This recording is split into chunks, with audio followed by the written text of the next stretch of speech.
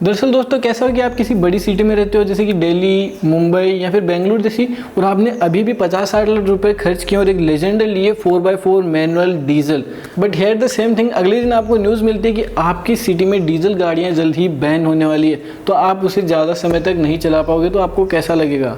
अभी फिलहाल कुछ ऐसा ही हुआ है। पेट्रोल मिनिस्ट्री के अंदर एक कमेटी क्रिएट की गई, ईटेक एनर्जी ट्रांसमिशन एडवाइजरी कमेटी। तो बेसिकली उन्होंने गवर्नमेंट को एक रिपोर्ट सबमिट की जिसके अंदर आपके जितने भी 2 व्हीलर, 3 व्हीलर, 4 व्हीलर, आपके city transport, intercity transport and cargo vehicles या फिर जितने भी कमर्शियल ट्रांसपोर्ट है उन सब में जितने भी मतलब जो भी डीजल आता है, तो डीजल वेरिएंट्स के सभी व्हीकल्स अभी आपकी सिटी में परमानेंट बैन होने वाले हैं। तो बेसिकली इस चीज़ से वो चाहते हैं कि हम लॉन्ग टर्म के लिए ईवी और पेट्रोल प्लस जो हाइब्रिड व्हीकल्स हैं उनकी तरफ शिफ्ट करें, और जो एक डीजल से जो कार्बन प्रोड्यूस होता है तो उन सब चीज़ों को धीरे धीरे हम थोड़ा कम करें। तो आप सबसे पहले बात करते हैं, इसके अंदर आता है 2 व्हीलर्स। तो आपके जितने भी 2 व्हीलर्स है उनकी जो भी सप्लाई मतलब सेल्स है वो 2024 से मतलब काफ़ी कम कर दी जाएगी और ज़्यादा से ज़्यादा इलेक्ट्रिक व्हीकल्स ही आपकी सिटी में सेल किए जाएंगे। देन आते हैं आपके 4 व्हीकल्स, तो जिसमें जितने भी 4 व्हीकल डीजल ट्रांसपोर्ट वाले मतलब डीजल वेरियंट के जितने भी 4 व्हीकल्स आएंगे तो भाई उनको तो 2027 से परमानेंटली बैन कर दिया जाएगा।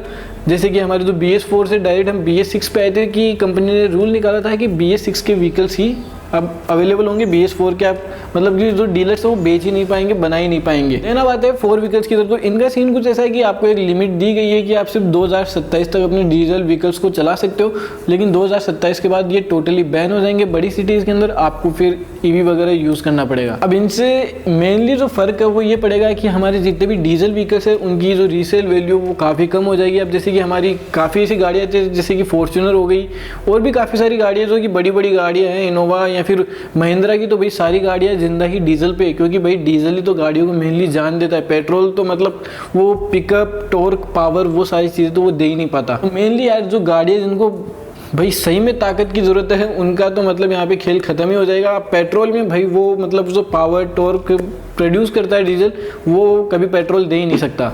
और अब आते हैं सिटी ट्रांसपोर्ट की तरफ। जैसे कि हमारे जितने भी सिटी बसेस हमारी सिटी के अंदर चलती है तो भाई वो भी इलेक्ट्रिक होंगी। सिटी बसेस को मतलब कि जो पेट्रोल डीजल वाली बसें उनको बंद कर दिया जाएगा और जितनी भी जो सिटी बस है वो EV वाली चलेंगी।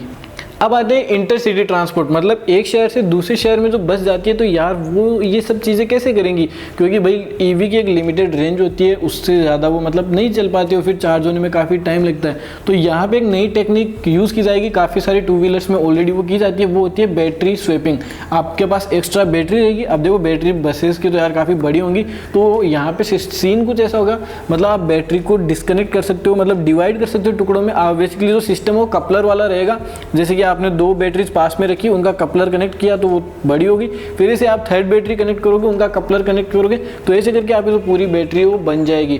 तो इसलिए आप फिर लंबे सफर में भी ट्रेवल कर पाओगे। अब रही बात CNG की, तो भाई 2035 के बाद में CNG को भी बैन कर दिया जाएगा। अब CNG की लिमिट है वो 2035 तक रखी गई है, उसके बाद में CNG का खेल भी खत्म हो जाएगा। और साथ ही में एक चीज़ ये भी, सिटी के अंदर जितने भी व्हीकल्स है, डिलीवरी व्हीकल्स है जो डिलीवरी करते हैं, जैसे Amazon, फ्लिपकार्ट के जो भी आपके घर के आसपास जो व्हीकल्स आते हैं जो आपको डिलीवरी पार्सल देके जाते हैं, तो भाई उनके लिए तो स्ट्रिक्ट रूल है कि वो सारे व्हीकल्स EV वाले ही होने चाहिए, इलेक्ट्रिक ही होनी चाहिए, पेट्रोल डीजल वाला तो कोई होना ही नहीं चाहिए। अब देखो यार फिलहाल के लिए ये जो रिपोर्ट है गवर्नमेंट को सबमिट की है, लेकिन गवर्नमेंट ने अभी इस पर कोई भी रिस्पॉन्स नहीं दिया, ना तो उन्होंने इसे डिनाई किया है, ना उन्होंने इसे अलाउ किया और अप्लाई करने के लिए अभी कोई मतलब कि एक्शन नहीं लिया।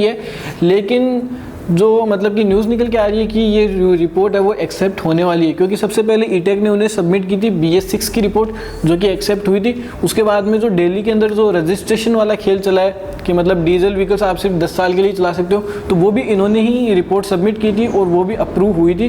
तो वैसे आई थिंक ये वाली रिपोर्ट भी अप्रूव होगी। हाँ, तो बेसिकली ये है कि दिल्ली के अंदर अगर आपने कोई डीजल व्हीकल है तो आप 10 साल चला लो, उसके बाद में आपको शायद किसी और शहर में वो चलाना पड़ेगा, क्योंकि आप 10 साल बाद में उस व्हीकल को दिल्ली में एक तो चला नहीं सकते और री रजिस्ट्रेशन के लिए अप्लाई भी नहीं कर सकते। अब यहाँ पे काफ़ी सारी कंपनियों ने पहले से ही अपनी गाड़ी के अंदर जो डीजल का इस्तेमाल कम कर दिया, क्योंकि उन्हें इस चीज़ का पता था पहले से कि कहीं ना कहीं ये चीज़ हमें आगे जाके फेस करनी पड़ेगी। तो सबसे पहले आती है इसमें मारुति, जिसने अपनी डिज़ायर हो गई, स्विफ्ट हो गया एंड बलेनो के अंदर जो डीजल है उनका जो मतलब काफ़ी टाइम पहले ही वो चीज़ें उन्होंने ख़त्म कर दी। अब यहीं पे कुछ कंपनियाँ जैसे आपकी स्कोडा, रेनॉल्ट, निसान है, तो भाई उन्होंने 2020 में जैसे BS6 का रूल आया था तो उसके बाद में भाई उन्होंने तो डीजल का यूज़ मतलब ख़त्म ही कर दिया एकदम नए के बराबर। और यही अगर हम बात करें महिंद्रा की गाड़ी, तो भाई महिंद्रा की आपको पता है बेसिकली SUVs टाइप व्हीकल आते हैं या फिर पिकअप ट्रक आते हैं, तो या फिर कैंपर वगैरह, तो वो सारी चीज़ें आती हैं तो जो कि डीजल में ही आपको ज़्यादा ताकत दे पाएंगे और डीजल में ही उन गाड़ियों का यूज़ है बेसिकली। क्योंकि देखो यार, पेट्रोल में एक तो आपको जो इनिशियली जो पिकअप चाहिए वो नहीं मिलता, टॉर्क उतना नहीं मिलता, मतलब वो गाड़ी पेट्रोल में बेसिकली क्या होता है, गाड़ी एक बार शुरू में आराम से उठेगी, लैग करेगी, लेकिन बाद में वो थोड़ा सही परफॉर्म करेगी। बट डीजल आपको इनिशियली पावर देता है, टॉर्क देता है एंड आपकी जो गाड़ी है भाई क्या फास्ट एक्सेलरेशन के साथ उठती है। अब जब महिंद्रा की बात करें तो आपको पता है महिंद्रा ने न्यूली लॉन्च की थी अभी थार, वो जो कि 4x4 डीजल, पेट्रोल भी आता है बट डीजल उसका लोग ज़्यादा प्रीफर करते हैं क्योंकि भाई वो माइलेज 10-11 का देता है। पेट्रोल उसका माइलेज देता है भाई 5, 6, 7, तो कोई मतलब नहीं है। और अब वो गाड़ी भाई जानी फुट जाती है 4x4 के लिए, ऑफरोडिंग के लिए, तो पेट्रोल तो यार वो चीज़ें सही से कर ही नहीं पाता है। वो डीजल में जो पावर है, अगर वहीं आप गाड़ी अगर सेम पेट्रोल में लेते हो तो पेट्रोल में भाई उस गाड़ी की पावर मतलब 20% तक कम हो जाती है। अब यहीं पे बात करें अगर हुंडई की, तो हुंडई की भी काफ़ी सारे जो बड़े व्हीकल्स है उनके अंदर अभी भी डीजल इंजन का यूज़ किया जाता है क्योंकि भाई उन्हें पता है ये गाड़ियाँ मतलब ऐसी है कि इनको डीजल की ज़रूरत पड़ेगी, मतलब इनका जो पावर है वो सब बढ़ाने के लिए डीजल की ज़रूरत पड़ेगी ही। अब आपके लिए एक चीज़ बताता हूँ कि सपोज आप 2023 के अंदर कोई डीजल व्हीकल खरीदने की सोच रहे हो या फिर आपने अभी बुक कर दिया है ऑलरेडी, या फिर किसी नए व्हीकल के आने का आप वेट कर रहे हो कि वो व्हीकल आएगा, तो मैं उसे डीजल में ही खरीदूंगा क्योंकि मैं तो डीजल का फ़ैन हूँ। मतलब उसकी जो पावर है, उसका जो टॉर्क है भाई, वो मतलब उसमें एक फ़ील है अलग ही। तो अगर आप डीजल अगर खरीदने का सोच रहे हो तो भाई बेशक खरीदो, पर फिर रीसेल का मत सोचना। To be honest, one thing for sure कि काफ़ी लोग मतलब कि EV वगैरह तो ले लेते हैं, लेकिन काफ़ी लोगों को अभी प्रॉब्लम फेस करनी पड़ रही है कि जब वो गाड़ी को रीसेल करते हैं, वापस बेचने जब जाते हैं मार्केट में, तो भाई उसकी रीसेल वैल्यू काफ़ी कम निकल कर आती है जस्ट बिकॉज कि सामने वाला जो पर्सन उसे खरीद रहा है वो कहता है कि भाई गाड़ी ऑलरेडी यूज्ड है, तो अब पता नहीं इसकी बैटरी कितनी है, कैसी है। जैसे कि नॉर्मल अपना जो भी फ़ोन होता है, अब सपोज ये एंड्रॉइड की तो नहीं, एप्पल की बात करते हैं। एप्पल अगर मैं किसी और को सेल करता हूँ तो भाई वो सबसे पहले उस फ़ोन की बैटरी चेक करेगा कि उसकी बैटरी कितनी है। तो सेम ये व्हीकल्स के साथ है कि लोग मतलब उनको ट्रस्ट नहीं हो रहा है कि अब ये बैटरी मतलब इसकी कितनी है, क्योंकि बैटरी भाई लाइफ तो धीरे धीरे कम होती है जैसे जैसे आप व्हीकल को यूज़ करते हो, तो उनकी रीसेल वैल्यू काफ़ी कम हो जाती है यहाँ पे EV और आपके जो हाइब्रिड वेरिएंट्स है। और EV के साथ एक प्रॉब्लम चलती आ रही वो है भाई फायर की, मतलब गाड़ियों में आग लग जाती है समर सीजन के अंदर। जैसे क्योंकि आपको पता है देखो, एज सपोज हमारा जो फ़ोन है हम उसे चार्ज लगा के रखते हैं, या फिर कई बार बैटरी जब बहुत ज़्यादा गर्म हो जाती है तो वो फट जाती है, ब्लास्ट कर जाती है। तो यही सेम थिंग हमारी EVs के साथ है।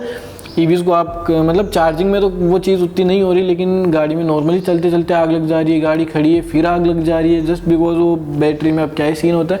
तो उसे देखो ये चीज़ फिलहाल तो काफ़ी कम कर दी गई है और धीरे धीरे इसमें इंप्रूव हो गई hair. But the same thing अगर आपको जानना है इस चीज़ के बारे में और भी डिटेल में, तो आप जो टाइम्स ऑफ इंडिया का न्यूज़ है मतलब वहाँ जाके इस चीज़ को अच्छे से डिस्कवर कर सकते हो। तो बस ये कुछ अपडेट्स थी आपके डीजल व्हीकल से रिलेटेड, और बाकी वीडियो देखने के लिए आपका धन्यवाद। फिर मिलते हैं इसे एक और नई वीडियो के साथ, तब तक के लिए बाय।